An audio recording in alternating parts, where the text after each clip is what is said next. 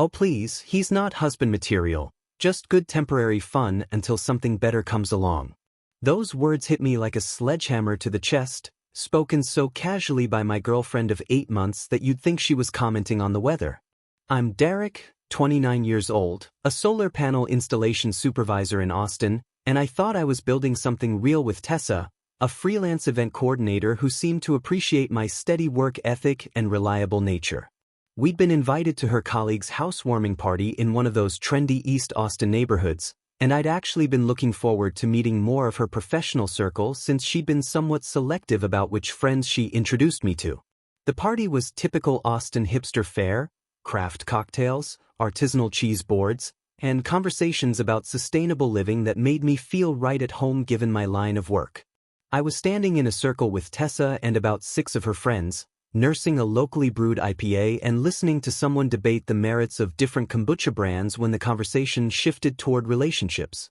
One of the women, Sarah, had recently gotten engaged and was showing off her vintage ring while explaining how her boyfriend had proposed during a weekend trip to Fredericksburg. The group naturally started asking everyone about their own relationship status and future plans, the kind of light-hearted interrogation that happens when people have had just enough alcohol to feel comfortable being nosy. When someone turned to Tessa and asked if we had any marriage plans on the horizon, I expected her usual deflection about taking things day by day or not rushing into anything serious. Instead, she let out this dismissive laugh and gestured toward me like I was some kind of amusing pet she'd brought along for entertainment. The words that came out of her mouth made the entire circle fall silent, and I watched as several people looked down at their drinks or suddenly found the artwork on the walls fascinating. The casual cruelty of her statement wasn't just about what she said, but how she said it, with complete confidence, like she was stating an obvious fact that everyone should already understand.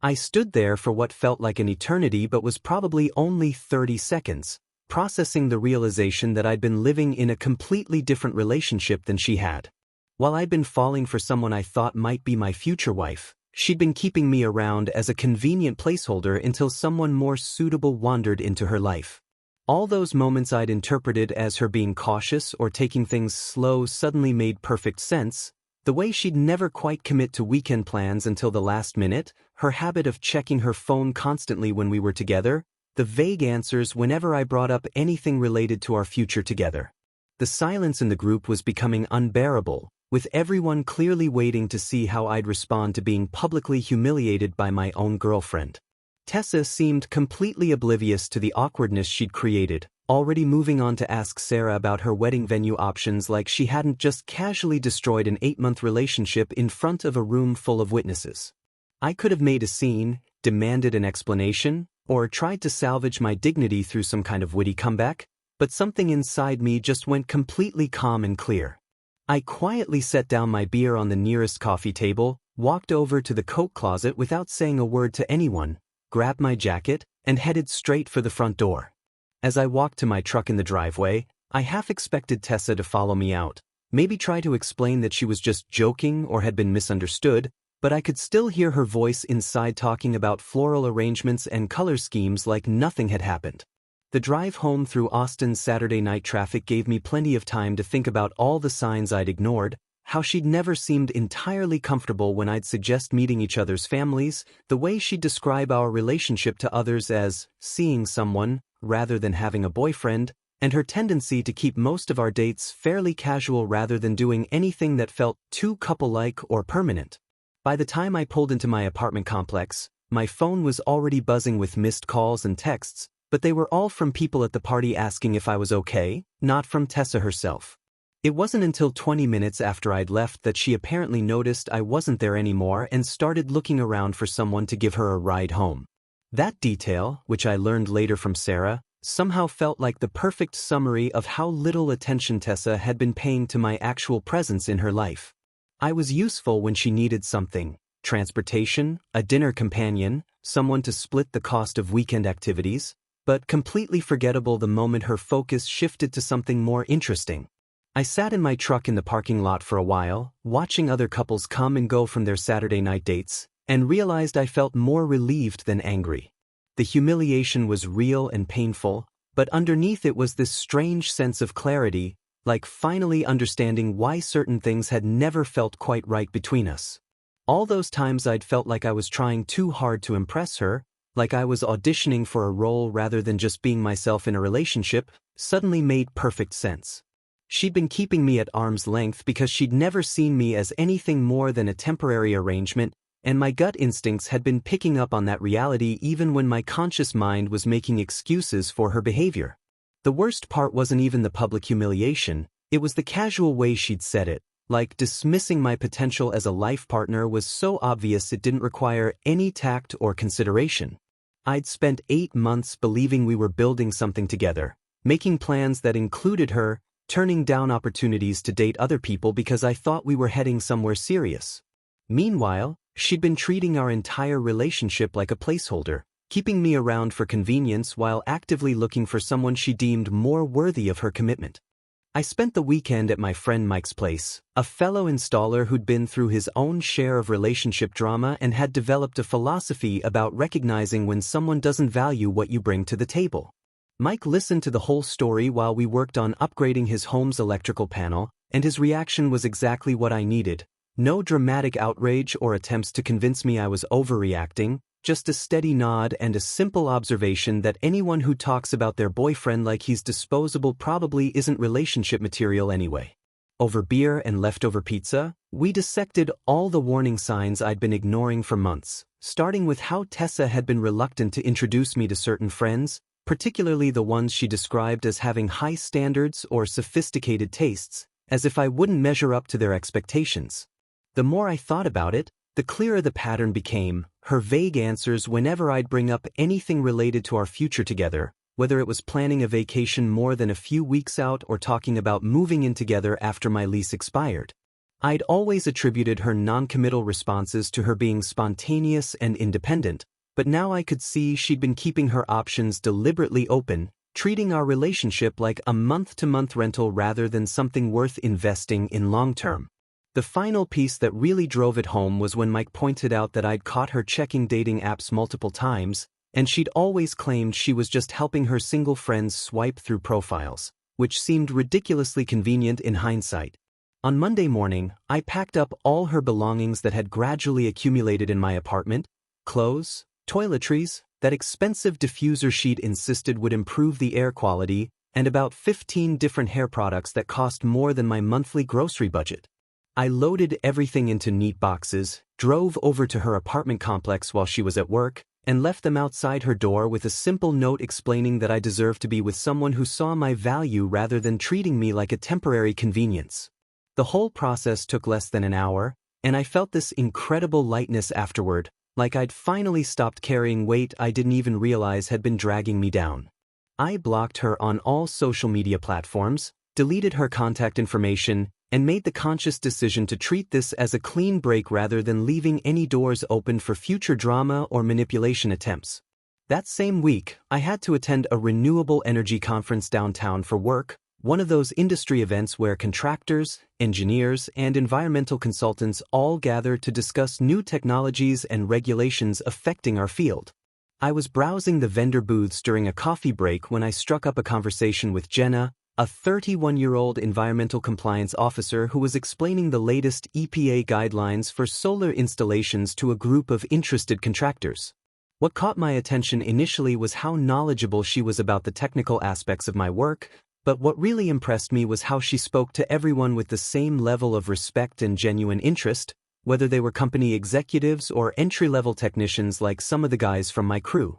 We ended up talking for nearly an hour about everything from battery storage innovations to the challenges of installing panels on historic buildings, and I found myself thinking that this was what conversation with a romantic partner should feel like: engaging, balanced, with both people contributing something meaningful rather than one person performing while the other judged. When I asked if she wanted to continue our discussion over coffee sometime, she immediately said yes and suggested a place near her office where we could meet later that week. The contrast with Tessa was immediately obvious. Jenna seemed genuinely excited about the prospect of spending time with me, rather than treating my invitation like an inconvenience she had to politely navigate around her more important priorities. Our first coffee date lasted 3 hours, and by the time we finally left the cafe, I realized what I'd been missing in my relationship with Tessa. Someone who actively chose to be there rather than someone who was settling for me while keeping one eye on the door.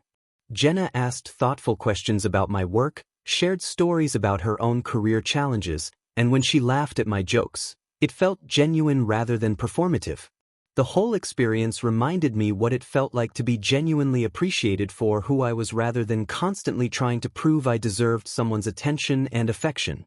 3 days after I'd made my clean exit from the party, Tessa apparently discovered that I'd blocked her on every platform and suddenly realized the gravity of what had happened. According to Mike, who heard it through his girlfriend Sarah, Tessa had spent those first few days assuming I was just being dramatic and would come crawling back once I'd cooled off. But when she found herself completely cut off from any way to contact me directly, panic set in. She began what could only be described as a frantic campaign to win me back, suddenly understanding that she'd lost not just a boyfriend, but her most reliable source of emotional support and financial stability. I'd been covering dinner dates, weekend activities, and even some of her car maintenance costs without really thinking about it as unusual. The first wave of her damage control involved enlisting every mutual friend we had, starting with Sarah from the party, who called me genuinely concerned about whether I was handling everything okay. When I explained that I was actually doing great and had no interest in reconciling with someone who viewed me as disposable entertainment, Sarah admitted that Tessa had been calling her multiple times a day, begging her to convince me that the comment at the party was just a poorly timed joke that I'd misunderstood. The problem with that explanation was how natural and confident Tessa had sounded when she said it. There was nothing hesitant or joking about her tone, just casual dismissal of my worth as a potential life partner, delivered with the kind of certainty that suggested she'd been thinking it for months. When the mutual friend intervention strategy failed to produce results, Tessa escalated to sending lengthy emails to my work address, which she'd somehow remembered from the few times I'd mentioned company events or scheduling conflicts. These emails started off apologetic and explanatory, claiming she'd been trying to deflect pressure from her friends about marriage and had said something stupid without thinking, but gradually became more desperate and manipulative as I continued to ignore them completely. The messages painted an increasingly dramatic picture of her emotional state, describing sleepless nights and loss of appetite,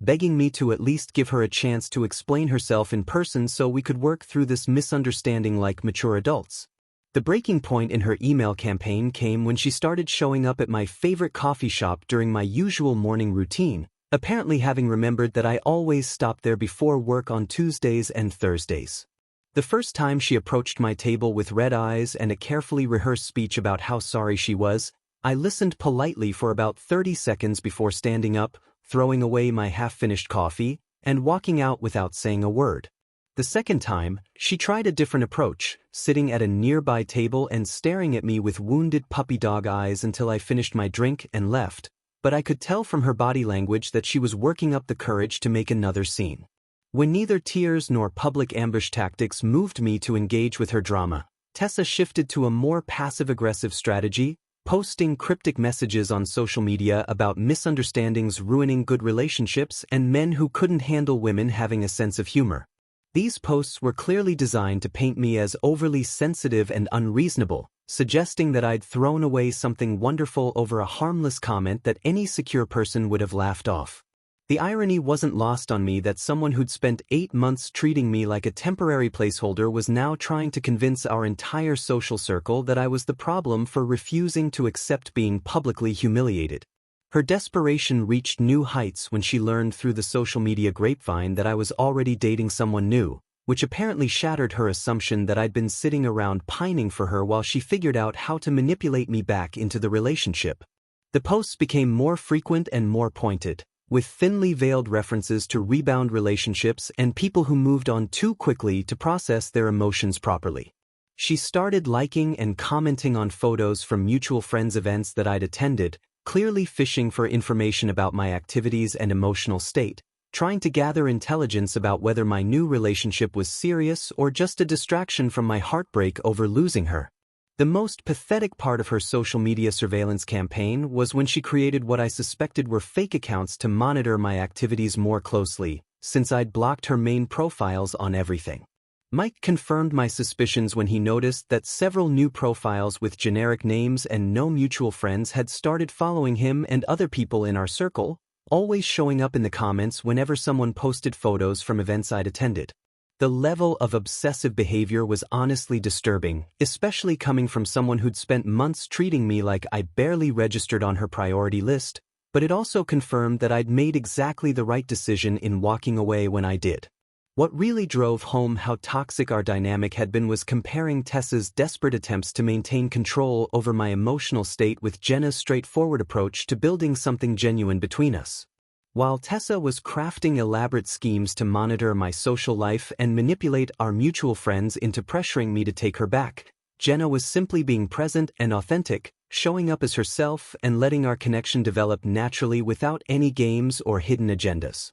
As my relationship with Jenna deepened over the following month, Tessa's interference tactics became increasingly aggressive and invasive, moving beyond social media stalking into more direct attempts to sabotage what I was building with someone who actually valued me. She started by contacting my workplace under the pretense of needing to return important documents that she claimed I'd left at her apartment, which was complete nonsense since I'd been careful to collect everything when I packed up her belongings. My supervisor, fortunately, had the good sense to tell her that any personal matters needed to be handled outside of work hours, but the fact that she tried to involve my professional life in her drama showed just how desperate and boundary-crossing she was willing to get. The real escalation came when she somehow discovered Jenna's company through LinkedIn stalking and began showing up at environmental meetups and networking events that Jenna regularly attended for work. Austin's green energy community is relatively small, so it wasn't hard for Tessa to figure out where these events were happening, and she'd apparently decided that inserting herself into Jenna's professional circles was a reasonable way to gather intelligence and potentially cause problems for us.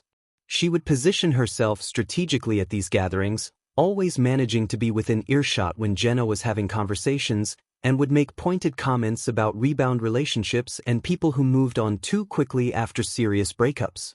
Jenna, being a professional who understood workplace dynamics, initially tried to handle Tessa's presence with polite detachment, but it quickly became obvious that this wasn't random coincidence. Tessa was deliberately targeting events she knew Jenna would attend and was trying to create uncomfortable situations that might drive a wedge between us. The comments about rebound relationships were clearly designed to plant seeds of doubt in Jenna's mind about whether I was emotionally available or just using her as a distraction from my supposed heartbreak over Tessa, which was both manipulative and completely backwards given that I'd been the one to walk away from someone who didn't value me. The situation reached its peak of absurdity when Jenna and I planned our first weekend trip together to San Antonio, a chance to explore the Riverwalk and visit some of the historic missions while getting away from the stress of work and Austin's summer heat. We'd booked a nice hotel downtown and were looking forward to having uninterrupted time to really get to know each other without the usual distractions of daily life.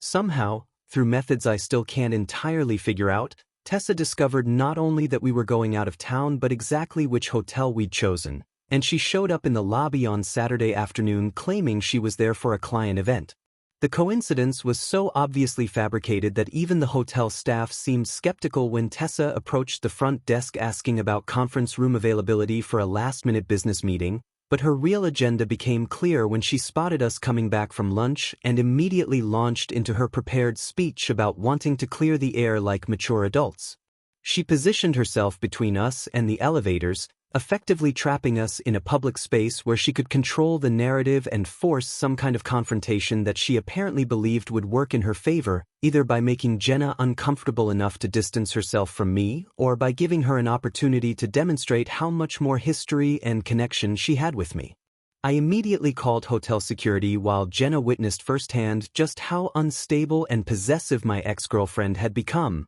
which actually ended up strengthening our relationship rather than creating the doubt and division Tessa had been hoping for. Watching someone you're dating handle a genuinely crazy situation with calm professionalism tells you a lot about their character, and Jenna's response to Tessa's stalking behavior showed me that I was with someone who had both the emotional maturity and the practical intelligence to deal with whatever drama might come our way. The security team escorted Tessa from the premises after she refused to explain how she'd known we'd be there, and the incident became a bonding experience for us rather than the relationship-ending crisis she'd presumably intended. The weekend in San Antonio ended up being perfect despite Tessa's attempted sabotage, and driving back to Austin on Sunday evening, Jenna and I talked openly about how to handle someone who was clearly not going to respect boundaries or accept that our relationship was over. Her perspective as someone who dealt with regulatory compliance issues gave her a practical understanding of documentation and legal remedies that I hadn't considered,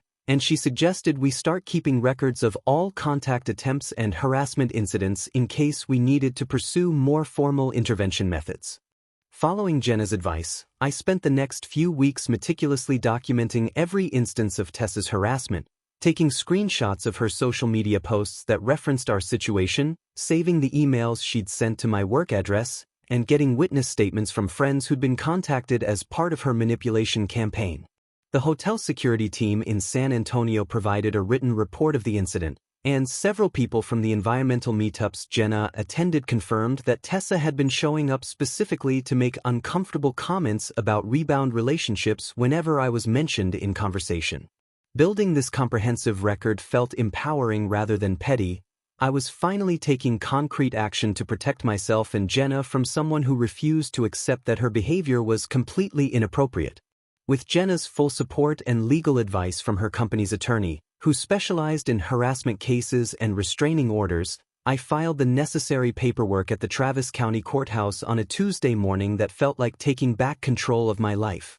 The process was more straightforward than I'd expected, largely because Tessa's pattern of behavior was so clearly documented and obviously escalating from nuisance-level contact attempts to actual stalking and interference with my work and personal relationships. The attorney explained that judges see these kinds of cases regularly and are generally sympathetic to people who've tried to handle the situation privately but are being forced to seek legal protection due to an ex-partner's refusal to respect basic boundaries. The court hearing was scheduled for the following week, and Tessa showed up with a lawyer who tried to argue that her behavior stemmed from genuine emotional distress and abandonment issues rather than malicious intent to harass or control me. Her attorney painted a picture of a heartbroken young woman who'd made some poor choices while trying to process the sudden end of a serious relationship, suggesting that a restraining order was an overreaction that would unfairly punish someone who was clearly struggling with mental health challenges. The performance was almost convincing if you didn't know the full context of how she'd treated me during our relationship and the calculated nature of her post-breakup campaign to manipulate me back into her life.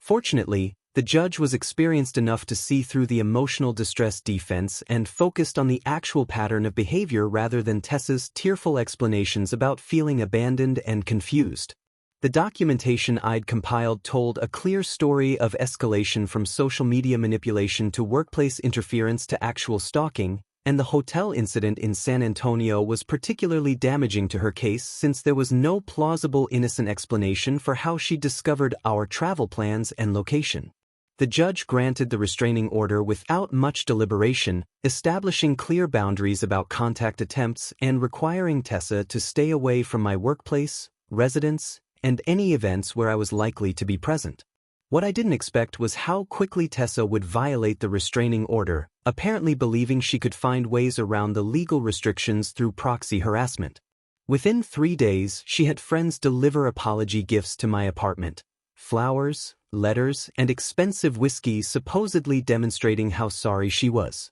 The delivery people were uncomfortable when I explained that accepting these items would violate a court order, and I had to call police to document the incident. The arrest happened the following week when Tessa apparently decided that having mutual friends make contact on her behalf wasn't technically violating the restraining order's prohibition on direct communication. 2 different people called me within the same day claiming that Tessa was having some kind of emotional crisis and needed to speak with me urgently about returning personal items that she'd forgotten to mention when I'd packed up her belongings months earlier. The second caller admitted under questioning that Tessa had specifically asked her to make the call and had provided talking points about what to say, which constituted clear proxy harassment in violation of the court order. The police took the restraining order violation seriously, especially since I had documentation showing this was part of an ongoing pattern rather than an isolated incident. Tessa was arrested and spent the night in jail, which apparently shocked her into finally understanding that there would be real consequences for continuing to harass someone who'd moved on. The judge imposed mandatory anger management and community service, along with a warning that future violations would result in more serious charges. Despite the legal consequences, I continued hearing through mutual friends that Tessa was spreading rumors about me overreacting to normal post-breakup communication, painting herself as the victim of an emotionally unavailable man who'd refused to work through problems like a mature adult. She particularly focused on portraying Jenna as a homewrecker who'd manipulated me into ending a good relationship, completely ignoring the timeline that showed I'd walked away before ever meeting someone new.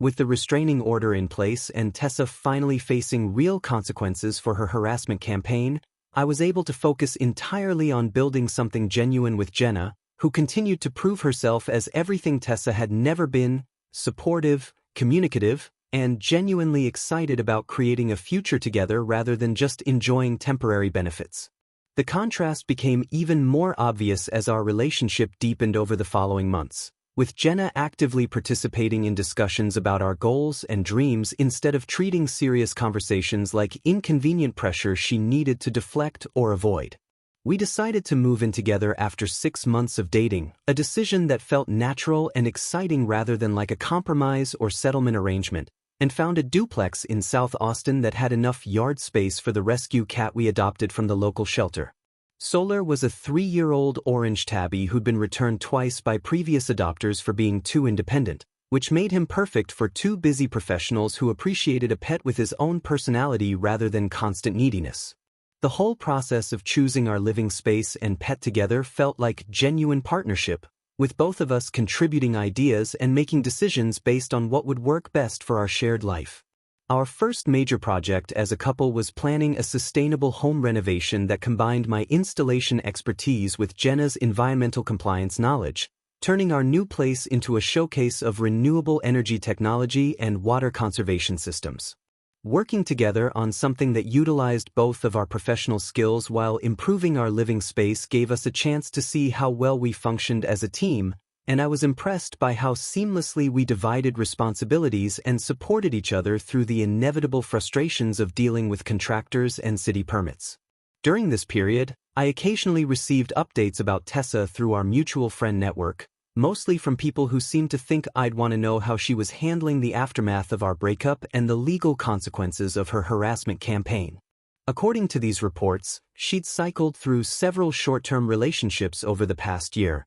apparently approaching dating with the same entitled attitude that had characterized our time together, expecting men to provide financial and emotional support while she figured out what she really wanted from life. The pattern seemed to be consistent across multiple relationships: initial excitement from guys who were attracted to her looks and confident personality, followed by growing frustration as they realized she expected them to fund her lifestyle without offering much genuine partnership in return. Several of these relationships had ended badly when she tried to escalate things too quickly, apparently having learned nothing from our experience about the importance of building actual compatibility before demanding commitment and security. What struck me most about these updates was how Tessa continued to blame external factors for her relationship failures rather than examining her own behavior or expectations, consistently portraying herself as the victim of men who couldn't handle a strong woman with high standards. According to friends who'd stayed in touch with her, she developed a narrative about me ruining her ability to trust future partners,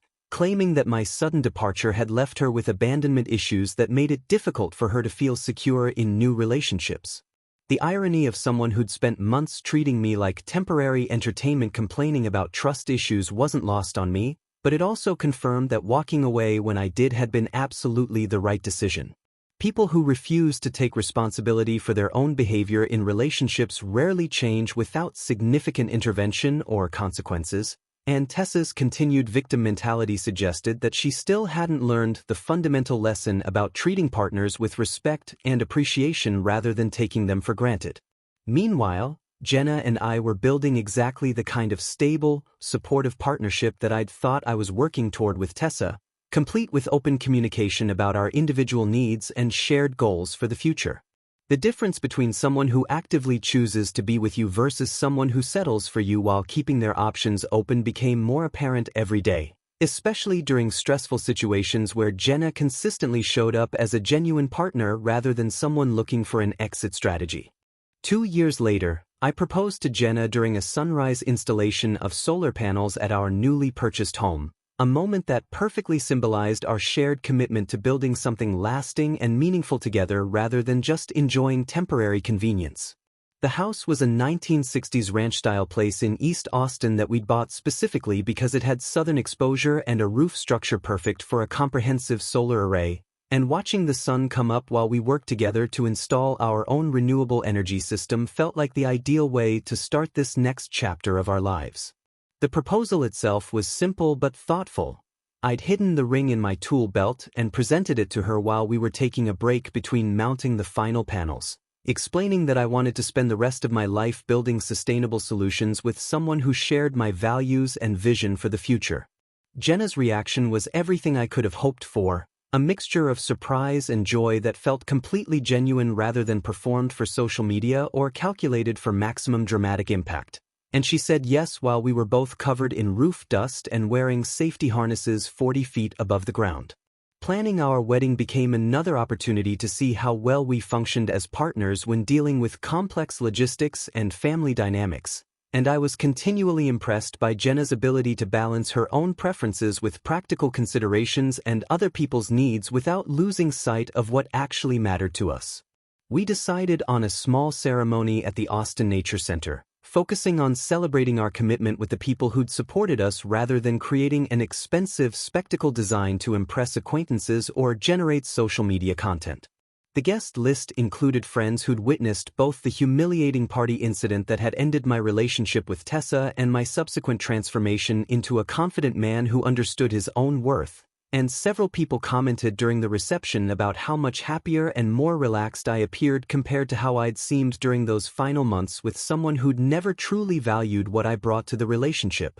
Mike gave a toast that referenced my journey from being treated like a placeholder to finding genuine partnership, and even mentioned how the worst night of my romantic life had ultimately redirected me toward the best relationship I'd ever experienced. What struck me most about our wedding day was how effortless everything felt, from getting ready in the morning to dancing with Jenna under string lights strung between live oak trees, and I realized that this ease came from being with someone who actively wanted to be there rather than someone who was constantly evaluating whether she could do better elsewhere. The contrast with my memories of trying to plan a future with Tessa became even more stark as I watched Jenna interact with our families and friends, making genuine connections rather than performing charm for strategic purposes. Standing at the altar with Jenna, listening to her vows about building a life together based on mutual respect and shared dreams, I reflected on how Tessa's cruel comment at that housewarming party had actually saved me from wasting more years with someone who saw me as dispensable rather than irreplaceable.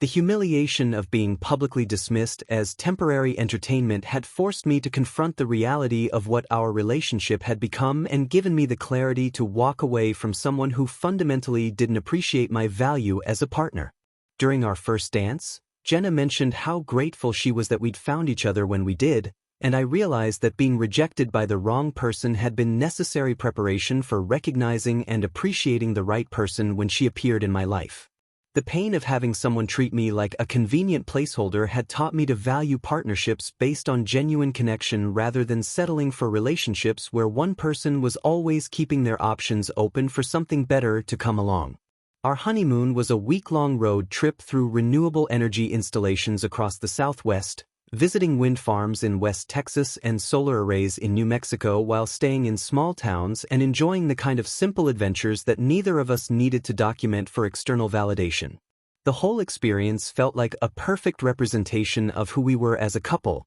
practical people who found genuine joy in shared interests and didn't need expensive distractions or constant excitement to feel fulfilled in each other's company. Looking back now, I can honestly say that being dismissed as not husband material by someone who didn't deserve my commitment was the catalyst that led me to discover permanent love with someone who truly appreciated what I had to offer, teaching me that sometimes the most painful rejections are actually redirections toward our genuine happiness.